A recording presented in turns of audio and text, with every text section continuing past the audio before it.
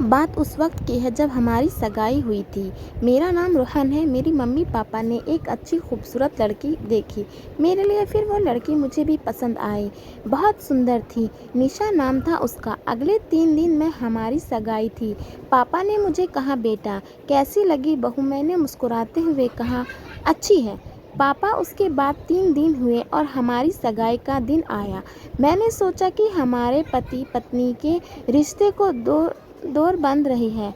कुछ देर के बाद वह लड़की निशा जिससे मेरी सगाई हुई थी, वे किसी और लड़के से बात कर रही थी। मैंने जाकर पूछा तो उस निशा ने मुझे कहा वो लड़का मेरी सगाई की बधाई देने आया था। मैंने कहा ठीक है। फिर सगाई का समारोह ख़त्म हुआ और हमारी शादी 2 महीने के बाद फिक्स हुई। मैं बचपन से किताबें पढ़ता था और उसी किताब में मैंने सीखा था कि रिश्ते क्या हैं और पति पत्नी के रिश्ते की अहमियत क्या होती है। अक्सर मैं हमेशा यही सोचता था कि मेरी एक अच्छी पत्नी होगी और हम दोनों एक दूसरे को बहुत प्यार करेंगे। बस मैं यही सोचता था हमेशा। ऑफिस के काम में मुझे पता नहीं चला और हमारी शादी का वक्त आ गया। 2 महीने के बाद हमारी शादी हुई। मैं बहुत खुश था और मेरा परिवार भी बहुत खुश था। घर में जो पत्नी और एक बहू आई थी, हमारी पहली रात की सुहागरात बहुत अच्छे से गुजरी। हम दोनों एक दूसरे के प्यार में इतने डूब गए कि हम पता ही न चला और हमारी शादी को 4 साल हो चुके थे। अब हमारे साथ एक छोटा सा बेटा भी था।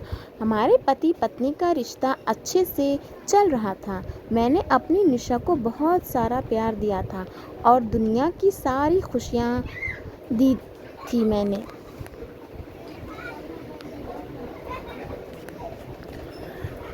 जो एक पति को अपनी पत्नी को देनी चाहिए। मगर इन 4 सालों में कुछ ऐसा बदलाव आया थे कि मेरी पत्नी ने जो मुझे पसंद नहीं थे। मैं सारा दिन ऑफिस का काम करता और निशा रोज़ कुछ ना कुछ बहाना निकालकर घर से बाहर जाती। मैंने उसे कई बार पूछा कि निशा, तुम रोज़ कहाँ जाती हो और तुम्हें आने में इतना समय क्यों लग जाता है? तो निशा मुझसे झगड़ा करती और कहती कि रोहन, तुम मुझ पे शक कर रहे हो। मैं घर के काम को लेकर बाहर जाती हूँ। मुझे कोई शौक़ नहीं है घर से बाहर जाने का। निशा गुस्से होती। फिर मुझे बहसबाजी करना पसंद नहीं था। निशा के प्यार में कुछ बदलाव आए थे। अब वे पहले जैसी नहीं रही थी। वे बिल्कुल बदल चुकी थी। मेरे मम्मी पापा 2 महीने के लिए बाहर चले गए थे। मैं सुबह उठकर ऑफिस चला जाता था और मेरी पत्नी सारा दिन अकेले घर में रहती। एक हफ्ता बीत गया था। मम्मी पापा बाहर गए हुए, मगर एक दिन ऐसा आया कि मेरी ज़िंदगी बर्बाद हो चुकी। उस दिन मेरे ऑफिस का काम कुछ जल्दी से ख़त्म हो गया और मैं वक्त से पहले आज घर जा रहा था। जब घर आकर हमारे बेडरूम में देखा तो मैं देखता ही रह गया। उस बेडरूम में एक ही बिस्तर पर मेरी पत्नी किसी और आदमी के साथ सोई हुई थी और आप सोच सकते हैं कि उस वक्त मेरे दिल पे क्या गुजरी होगी। फिर मैंने गुस्सा होकर दोनों को पकड़ा और उस आदमी को मारा। वे और कोई नहीं था बल्कि जो पहली बार हमारी सगाई में जो लड़का मेरी पत्नी से बात कर रहा था, वही लड़का था। वे बचकर भाग गया। फिर मैं अपनी पत्नी पर टूट पड़ा और निशा को पकड़कर 2-4 थप्पड़ मारी और मैंने कहा, निशा, तुम्हारे ऐसी चेहरे मैंने कभी नहीं देखा। देख, क्या मेरा प्यार कम था और तुम ऐसी कब से हो गई? मैंने तुमको इतना प्यार दिया और तूने मुझे ही धोखा दिया। शर्म नहीं आई तुम्हें? फिर जो उसने कहा वो सुनकर मेरे पैरों तले से ज़मीन खिसक गई। फिर मुझे उससे कहा कि रोहन, तुम मुझे क्या समझते हो? क्या मैं तुमसे प्यार करती हूँ? नहीं, उस आदमी से मैं हमारी शादी से पहले से प्यार करती हूँ। और पता है, जब हमारी सगाई हुई थी तो वे लड़का मेरे पास आया था। वे खुद नहीं आया था पर मैंने बुलाया था, ये कहने के लिए कि मैं शादी तो कर रही हूँ पर तुम वहाँ हमेशा आते रहना, मैं तुम्हें मिलती रहूँगी। और तुम पता ही ना चला और हम दोनों हमेशा मिलते रहे। निशा बोलती रही और मैं सुनता ही रहा। मेरी आंखों से आंसू निकल रहे थे। मेरी ज़िंदगी के सारे सपने टूट चुके थे। फिर मैंने कहा, निशा तुम किसी और से प्यार करती थी तो तुमने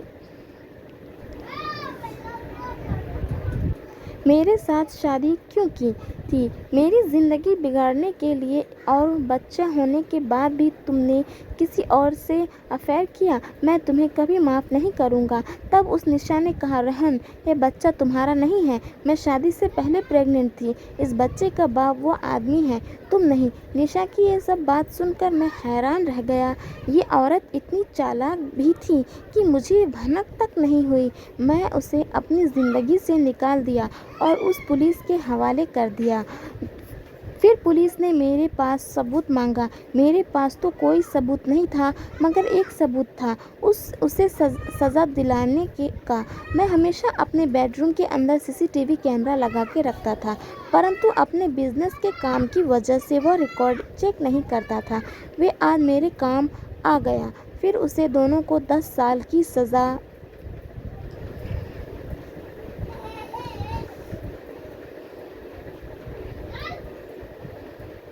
हुई।